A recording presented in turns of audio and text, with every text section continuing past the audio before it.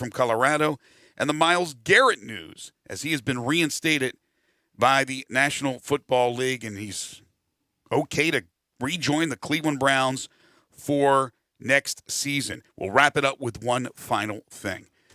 All right, tonight, all I keep hearing about is the importance of the game. I know it's important, but let's put the brakes on a little bit. I mean, after tonight, there is 28 more games to go. They're all going to be important if the Grizzlies are to make the playoffs, and it would be a nice little cherry on top of everything that's happened with this front office since they took over and all the offseason moves since last year. So if they make it, great. If they don't, they don't.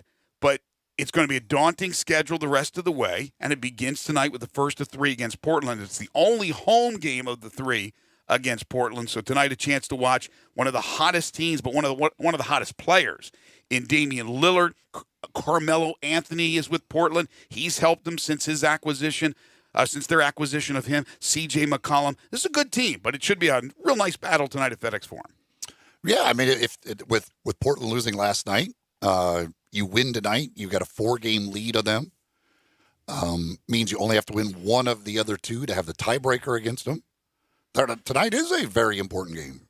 It is more important than the three against Portland, the way it stands right now, are going to be more important than the others. If you're trying to make the playoffs, that's the team directly behind you.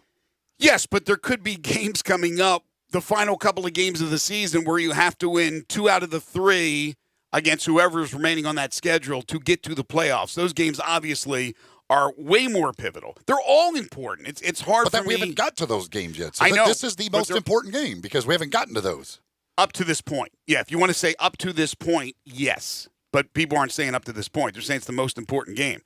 There is a lot. That goes without saying. Okay. To this point. All right. It's semantics. We can't predict the future. It's semantics. I'm not going to, tomorrow on the show, declare the Grizzlies a playoff team, jump for joy, play celebration music if they win a basketball game nobody's tonight against doing Portland. The point is, this is the most important game they've had in a long time. Okay. All right. Again, if you look at important games with 28 games to go, I don't. I start looking at the importance of games in the final 10 games of the regular season. But that's me. No big deal. I still think it's a huge game tonight. I just don't think it's as important as people are making it sound because there's so many different ways to make up for a loss or to lose games and blow a 4-game lead. A 3-game lead right now is not a large lead.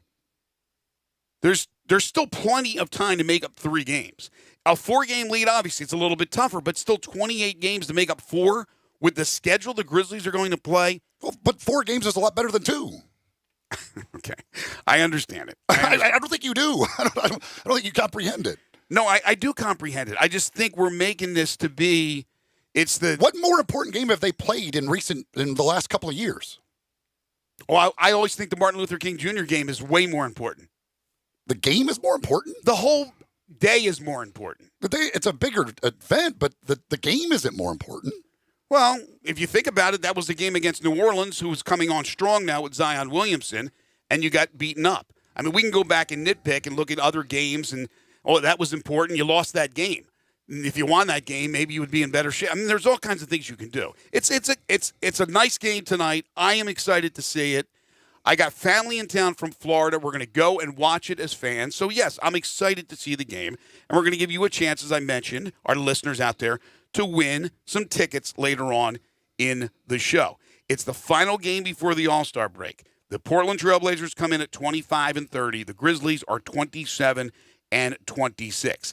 As you said, the Blazers last night lost. They lost to New Orleans, 138-117.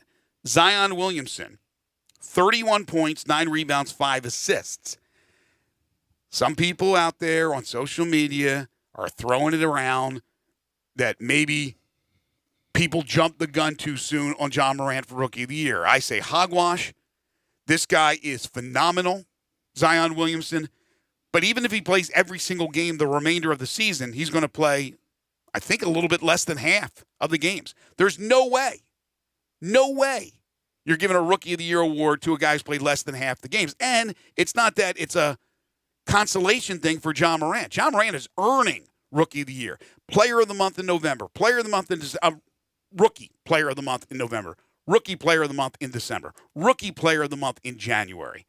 So, let's not go there. And it's no Memphians that are doing this. It's some national people. But it doesn't take away what Zion has done in a short time. And he's doing it with not a lot of minutes. It's not like he's playing 40 minutes a game. So he has made New Orleans now a factor to make a run. They're not that far outside that they can't make a run. And last night, again, destroyed Portland.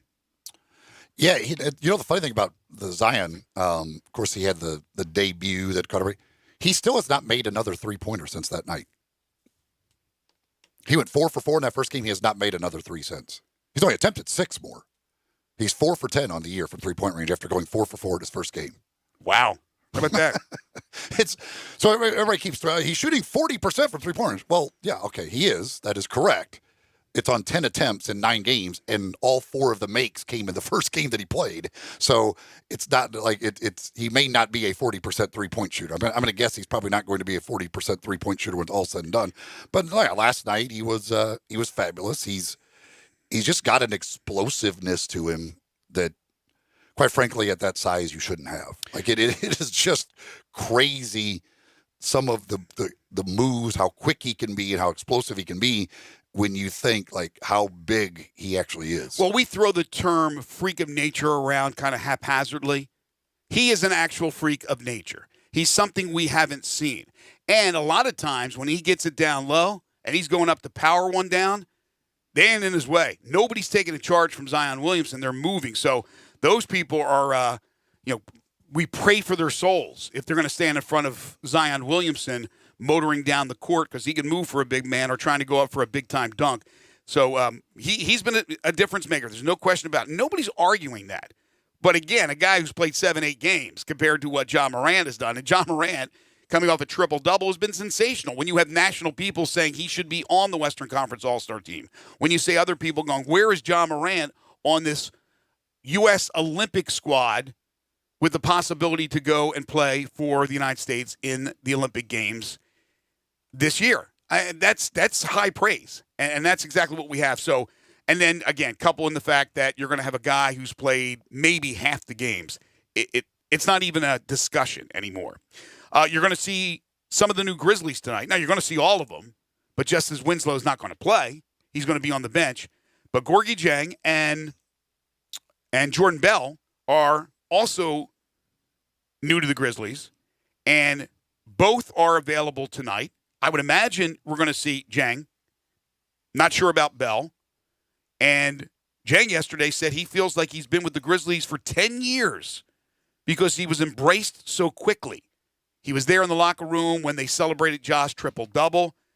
And then it was TMZ that had a little video of Justice Winslow saying he loves being in Memphis with the Grizzlies. These guys are saying all the right things. Now, Winslow's certainly a part of the future. Dieng, one more year contractually, doesn't appear to be part of the future. But the immediate future, yes, the rest of the season and at least next year. Who knows what happens at the trade deadline next year with him and with Bell. But we know that Winslow, who's not playing again, is part of the future. But it'll be nice to see these new guys, especially if Dieng. Hopefully part of the future.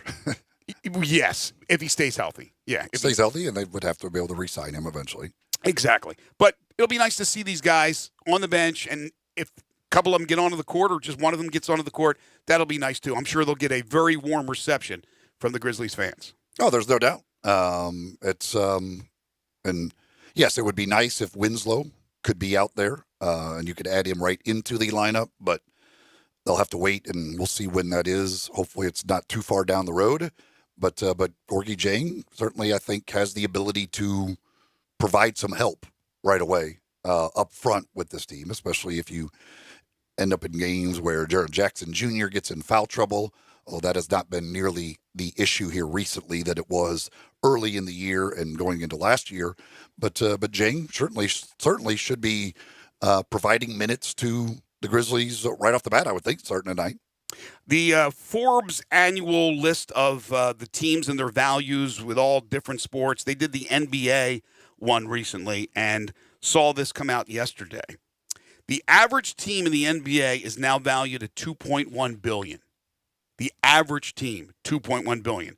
Number one on the list, they're dysfunctional, but they're worth a lot of money for James Dolan, and that's the New York Knickerbockers, $4.6 billion. The Lakers, $4.4 billion. I mean, you're talking like NFL.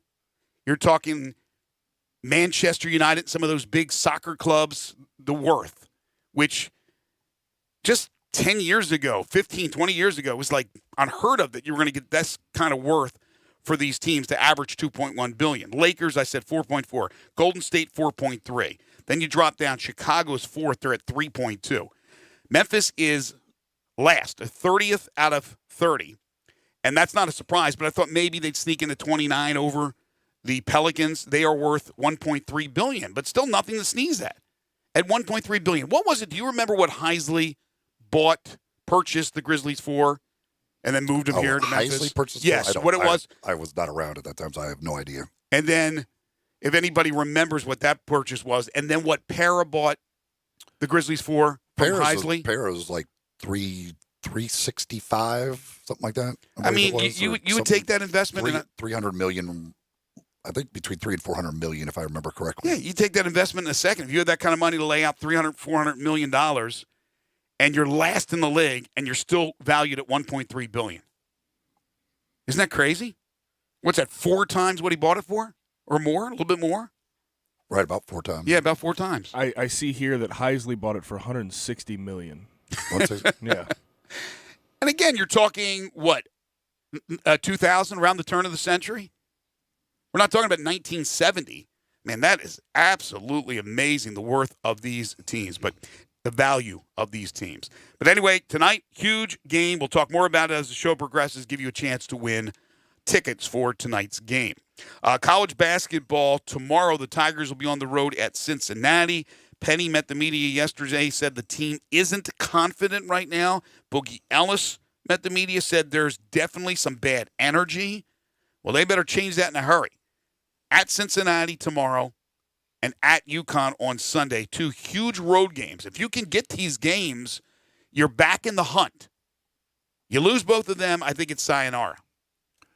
Well, I could see why you wouldn't be confident right now. You just lost to South Florida at home. And there's probably not a good reason to be confident coming off of that. So yeah, but don't you put up a good front normally in front of the media? Even if you're not feeling that way and inside internally, in the locker room, at practice, when you come out and you meet the media, you put the happy face on. Oh, but Penny has shown some good, some bad, that he doesn't do that. I mean, he'll tell you he wants all the smoke, and he'll tell you his team's not confident. And he also speaks and shoots from the hip, which I love. One of the things I really love about Penny Hardaway is he doesn't hold back. He lets his feelings known, and that's delightful for the media. Instead of just getting coach speak, you get honesty. So I have no problem with him saying that.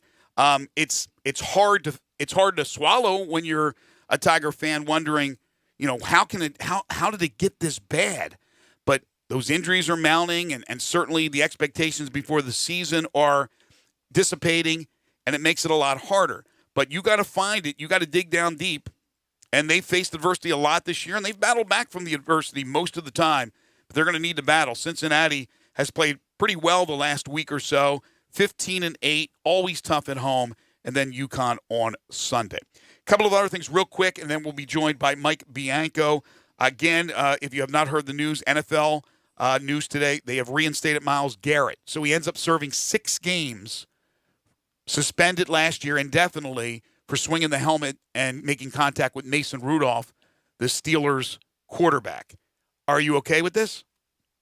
Yeah, this is what I would have expected. And, yeah, I think 6 games is more than enough. Okay. And then the other news is Mel Tucker. Mel Tucker, after 1 year at Colorado, the former Georgia defensive coordinator, is leaving to go to Michigan State. He said 3 days ago that he was not. He said, I am flattered to be considered for the head coaching job at Michigan State. I am committed to Colorado Buffalo football for the build of our program. It's great athletes, coaches, and supporters. Again, 3 days later, he decides that he's going to take this job at Michigan State. Dan Wolken has written a very interesting column about this. And this goes back to yesterday when you had the arguments on Capitol Hill about the likeness issue. Wolkin says, on the same day the NCAA argued that paying athletes will create a competitive imbalance, the Big Ten bought a promising coach from the Pac-12 just because they could. Isn't it clear the imbalance already exists? I think he's absolutely on point with that.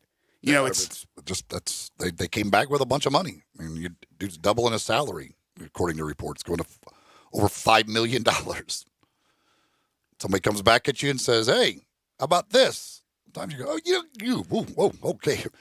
Maybe I'm not as committed to Colorado as I thought I was." Well, true. It normally comes down to money. Not always, but it normally comes down to money. But Mel Tucker leaves Colorado in a lurch. They just had the second signing period. All those players are in place, and now Colorado needs a head coach. And again, his point, Dan Wolkin's point, is apropos. We're having the issues with the likeness, and the NCAA is paying $1 million along with some of the conferences to get lobbyists to help their cause, to be against the likeness issue, to not compensate these players, and yet these coaches are getting massive amounts of money, and they leave on a whim. D'Antonio put Michigan State in a bad situation. Now Michigan State puts Colorado in a bad situation. 1 year, Mel Tucker, goodbye. Drew Pearson's mad again, too. He made Drew Pearson mad. Last time we saw Drew Pearson mad was about the Hall of Fame deal. Well, Drew Pearson tweeted today, Mel Tucker is a con man. He recruited my grandson to go to Colorado, said he wasn't going anywhere, then ups and leaves. Sat there and lied to my face. He wasn't going anywhere. So I want to beat him up today on social media. What else can I do? Wow. Let's be fair to Mel Tucker. He was a 5-7 coach. Colorado hasn't been the easiest job to turn around, and you get $5.2 million to go take over something that's been 12 out of the last 13 years in a bowl game. Yeah, nobody's begrudging the guy jumping at the money. Plus, Michigan State's a better program. Right now, they're in disarray. Well, you just said Drew Pearson, and I get why Drew Pearson feels that way, but at the same time, I mean, good Lord. I mean, ideally, it wouldn't happen, but this is the problem. This is one of the problems with college football, is that this does happen. And yes, I could see where Drew Pearson, like, you go talk to the guy like he's recruiting your grandson. You talk to him, and he says, "I'm not going anywhere," and then he does. I'd be pissed too. And I believe he genuinely thought he was going nowhere until they put that $5.2 million in front of his face. All right, when we come back, Mike Bianco, we switch gears, talk some baseball. Ole Miss, always competitive, always one of the better teams in the nation. But this year, a lot of changes, a lot of new faces, including a couple of football players. We'll talk to Mike Bianco about Ole Miss's chances. Also, Jerry Palm at 11. And just been told, so this is new to both Gabe and to Eli, but Phil Fulmer is going to join us at 12:30. 12:30 for Phil Fulmer, the athletics director at the University of Tennessee. This is Middays on Real Sports Talk, Sports 56, 96.1 and 87.7. Take Sports 56 with you on your phone or tablet. Download our official Sports 56 app today. Your business ideas need room to run wild, but there's no room for error when you're raising the bar. A reliable partner can make a real difference. That's the role of a realtor. An irreplaceable expert who represents your values. A reassuring voice of reason helping you research and reach the right decisions. So you can run your business without running the risk. Is your agent a realtor? Look for the R. Realtors are members of the National Association of Realtors. That's who we are. You're in charge of hiring, and Indeed has solutions, like online skills tests, which let a candidate show that they're the right hire. And we give you this magic music, which will inspire the perfect hire to begin clog dancing. Okay, there's no magic music, but skills tests, that's a for sure. See why independent research by Silk Road shows Indeed delivers 3 times more hires than any other job site. Post your next job at Indeed.com/hire and try skills tests for free. Terms and conditions apply. You have to be up in 5 hours, 2 hours, 6 minutes. And when you hear, you realize that you haven't slept a wink. That's why there's ZzzQuil Pure Z's, a drug-free blend of botanicals with an optimal dose of melatonin, so you can fall asleep naturally with no next-day grogginess. It's available in both liquid and gummies, tastes great, and is non-habit forming. Pick up ZzzQuil Pure Z's from the sleep experts at Vicks ZzzQuil. ZzzQuil Pure Z's, naturally superior sleep. Available at retailers near you. It's game on at the new Moneyline Book Bar and Grill inside the Gold Strike Casino Resort. Now you can bet on all of your favorite sports and watch the games on 60 HD TVs while you lounge in plush seating and enjoy craft beers, signature cocktails, and great food. Plus, don't miss the Topgolf Swing Suite, a virtual reality experience with a variety of fun interactive games every sports fan will love. Visit the Moneyline Bar, Book and Grill at Gold Strike Casino Resort for Monday Night Football happy hour specials. Or anytime you want a piece of the best sports action in Mississippi. You'll see the dedication in every single step. You'll see it in the smiles when smiles are hard to get. You'll see it in the little things that add up to success. The caring and passion are the things that we love best. Wolf Chase Limb Brace is your Mid-South provider for orthotics and prosthetics. They are an ABC accredited facility, and their practitioners are ABC certified. At Wolf Chase Limb Brace, their services include artificial limbs, legs and arms, braces of all kinds, and custom molded inserts. You can call them today at 901-507-7821 for their location on Highway 64 in between Germantown Parkway and Appling Road, or visit them at their new location in Jackson, Tennessee. That number is 731-660-5900, or visit them on the web at wolfchaselimbembrace.com. Wolf Chase Limb and Brace. Join the Midday Show this Friday from 10 to 1 at Frontier Western Store in Olive Branch on Goodman Road. This is Frontier's biggest sale of the year, and it's time to save big on boots and apparel. All men's jeans are now on sale. Harriet Denim $10 off. Wrangler and Carhartt pants $5 off. Select styles marked down even more, up to half price. We'll have burrito boxes from Moe's Southwest Grill for lunch, so come hungry.